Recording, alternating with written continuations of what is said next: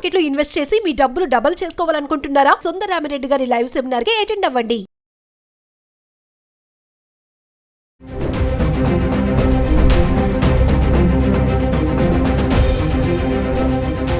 Hi hello నమస్తే, welcome back to Suman TV. ప్రస్తుతం మనతో పాటు ఉన్నారు ఫ్యామిలీ కౌన్సిలర్ రజనీ రామ గారు. నమస్తే మ్యామ్. నమస్తే నవీన. మ్యామ్, ఈరోజు నాకు వైఫ్ అండ్ హస్బెండ్ రిలేషన్షిప్ స్ట్రాంగ్గా ఉండాలంటే కొన్ని పాయింట్స్, అంటే అది మీరు వైఫ్ని ఉద్దేశించి చెప్తారా, హస్బెండ్ ఉద్దేశించి చెప్తారా అనేది మీ అనలైసిస్. కొన్ని పాయింట్స్ చెప్పండి మాకు. స్ట్రాంగ్ గా ఉండాలంటే రెండు పక్కల స్ట్రాంగ్ గా ఉండాలి. ఫస్ట్ ఎప్పుడు చూసినా ఒక పక్కనే ఎక్స్పెక్ట్ చేయడం, నిందించడం చేస్తే ఉన్న స్ట్రెంగ్త్ కూడా పోతుంది, ఇంకా వీక్ అవుతుంది. ఇప్పుడు భర్తనే ఎందుకు అనాలి, భార్యనే ఎందుకు అనాలి? ఇప్పుడు భార్య భర్త ఇద్దరు కలిస్తేనే కదా సంసారం సరిగ్గా వెళ్తుంది. సరిగ్గా వెళ్ళాలంటే వీళ్ళిద్దరు సరిగ్గా ఉండాలి. ఇంకా పిల్లలుంటే ఇంకా బరువు బాధ్యతలు ఇంకా పెరుగుతాయి వీళ్ళకి. కాబట్టి వీళ్ళు ఒకళ్ళకొకళ్ళు రెస్పెక్ట్ చేసుకోవాలి. ఫస్ట్ మనం అదే చెప్తున్నాం, ప్రతిసారి చెప్తున్నాం. ముఖ్యంగా ఏంటంటే ఒక చోట తేడా వచ్చేస్తుందండి. ఆ తేడా చివరి వరకు నడుస్తూనే ఉంటుంది లైఫ్లో.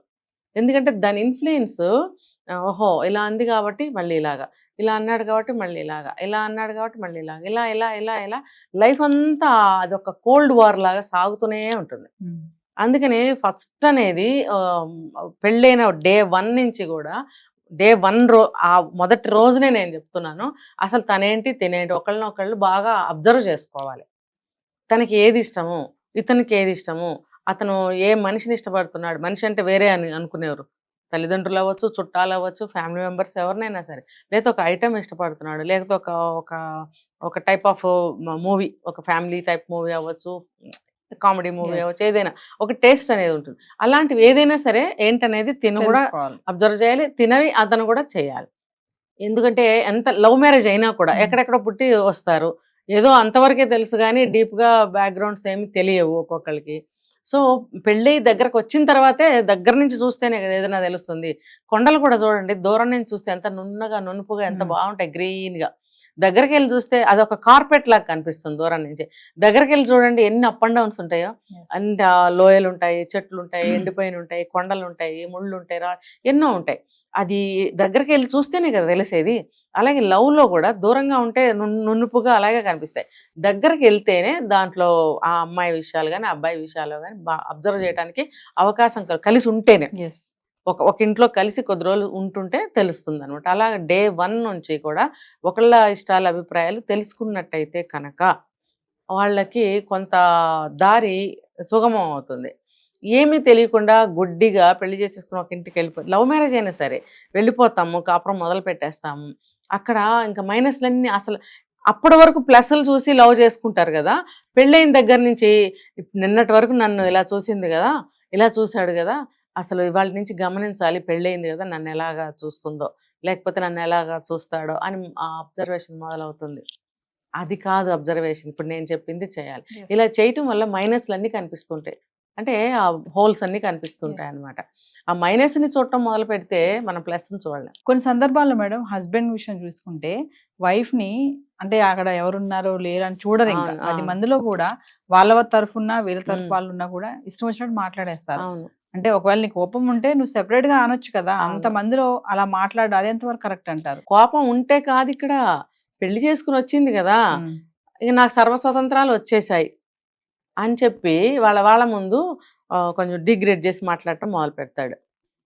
ఏమనంటే నువ్వు కోడలవి, అత్తగారికి ఇలా ఉండాలి, మామగారికి ఇలా ఉండాలి, చుట్టాలకి ఇలా ఉండాలి, నీ పని ఇలా ఉండాలి, నీ పోకడ ఇలా ఉండాలి అనే ఒక కాన్సన్ట్రేషన్ పెడతాడు. పెట్టడమే కాకుండా అంటూ ఉంటాడు. ఇష్టపడి చేసుకున్న పెళ్ళైనా సరే, లవ్ మ్యారేజ్ అయినా సరే. అంటే ఏంటంటే తన వాళ్ళని సాటిస్ఫై చేయడం కోసం తనతో అంటూ ఉంటాడు. మీరు అన్నట్టు అది పక్కకి వెళ్ళి అనాలి, అందరి ముందు అనకూడదు. ఇష్టం వచ్చినట్టు అందరి ముందు నా భార్య కదా, లవ్ చేసి చేసుకున్నాం కదా, తను అలా అనుకోదులే అని అనుకుంటే మాత్రం 100% ప్రమాదం. నువ్వు ఎంత లవ్ చేసి చేసుకున్నా, ఒకళ్ళంటే ఒకళ్ళు పడి చచ్చేంత ప్రేమ ఉన్నా సరే ఇవి ఇలా చేయడం వల్ల 3 ముక్కలు అవడానికి ఎంతో కాలం పట్టదు. నువ్వు ఎంత తెలిసిన మనిషి అయినా, నువ్వు ఎంత ప్రేమించుకున్నా, నువ్వంటే అసలు పడి చచ్చి ఎంత ఎంత ఎంత ఉన్నా సరే ఈ విషయంలో మాత్రం చాలా జాగ్రత్తగా ఉండాలి. నువ్వు ఏదన్నా చెప్పదలుచుకుంటే, ఏదైనా మార్పు తీసుకురావాలనుకుంటే నువ్వు పక్కకి తీసుకెళ్ళి చెప్పు. లేకపోతే మీకంటూ ఒక సమయం ఉంటుంది. అక్కడికి మీ రూమ్‌లోకి వెళ్ళి మీరు మాట్లాడుకోవాలి. ఆ మార్పుని నెక్స్ట్ మళ్ళీ రూమ్ బయటకు వచ్చిన తర్వాత మీరు గమనించుకోవాలి. అలా మళ్ళీ మార్పు రాలేదు, మళ్ళీ మీరు రూమ్‌లో చెప్పుకోండి. కానీ అందరి ముందు నీ నీ మొహం నీకేమొచ్చు, నువ్వు నోరు మూసుకోను మాట్లాడుకో, అవతలకెళ్ళు, నువ్వు అది నువ్వు ఇది అని అంటే ఒకసారి 2 సార్లు 3 సార్లు సరదాగా తీసుకోవచ్చు తను కూడా. ఇంకా అక్కడి నుంచి మైండ్‌కి తీసుకుంటారు. ఎందుకంటే అక్కడ అందరూ ఉంటారు. సరే తల్లిదండ్రులే కదా అని అనుకున్నా సరే అనుకోకూడదు. నన్ను అడిగితే అనుకోకూడదు.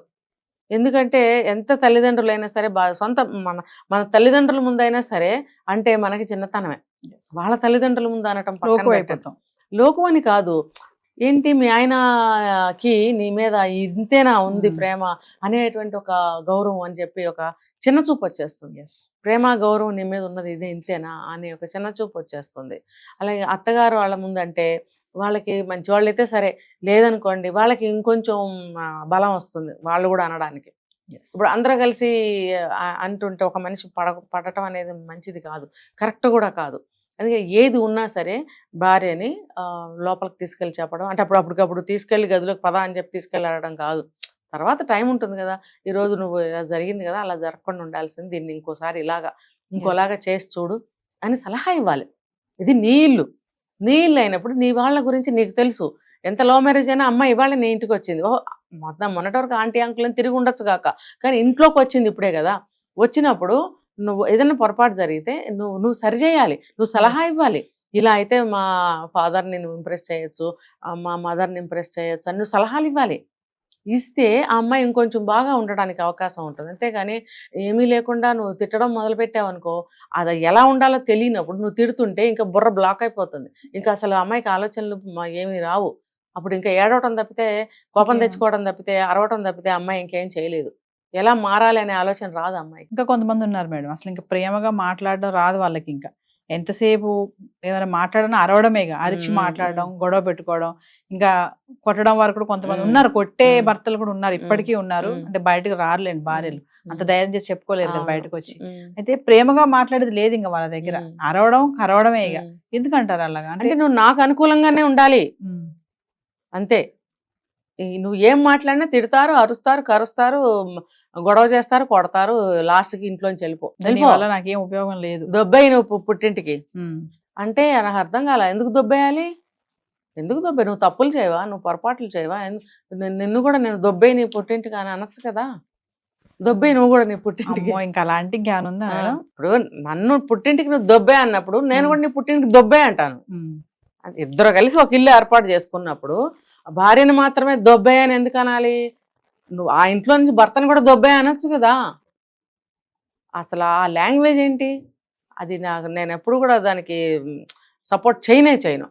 ఇప్పుడు తను మాత్రం అరుస్తాడు, కరుస్తాడు మీరు అన్నట్టు అవన్నీ చేసినప్పుడు భార్యలు పాపం పడుతూనే ఉంటారు. అలా కాదు చెప్పాల్సింది, అది అహంకారం, అంతా నాదే అన్న అహంకారం అనమాట. ఇంకోటి అంటే నువ్వు పెళ్లి చేసుకుని నా దగ్గరకు వచ్చావు, తనేం పెళ్లి చేసుకుని రాలేదు, నువ్వు వెళ్ళి అడుక్కుంటే పిల్లనివ్వమని వాళ్ళు పిల్లనిస్తే నువ్వు తెచ్చుకుని ఇంట్లో పెట్టుకున్నావు. కానీ తను ఎక్కడి నుంచి వచ్చేసి తలుపులు తోసుకొచ్చి మీ ఇంట్లో కూర్చుందా? నువ్వేదో ఒక తాడు తీసుకొచ్చి మెళ్ళ కడతావు కదా, అందుకని వస్తుంది. ఆ తాడు కట్టి ఆ తాడుతో లాక్కొస్తే వస్తుంది అనమాట. తనేమి రాదు, అది తెలుసుకోవాలి ప్రతి ఒక్కళ్ళు.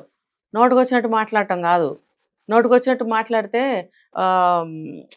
ఒక ఆయన అన్నారు, ఆడవాళ్ళకి కూడా బూతులు చాలా బాగా వస్తాయండి. ఎందుకు రావు?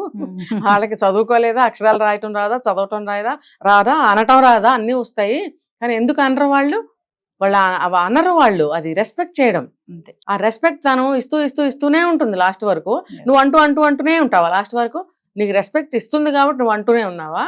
నువ్వు తిరగబడి ఒక మాట అంటే మళ్ళీ గొడవలు వస్తాయి, లేకపోతే నీ గౌరవం పరువు పోతుంది. ఇవన్నీ జరుగుతాయి. అవన్నీ ఎందుకు పోగొట్టుకోవాలనుకుంటున్నారు? పోగొట్టుకోకండి.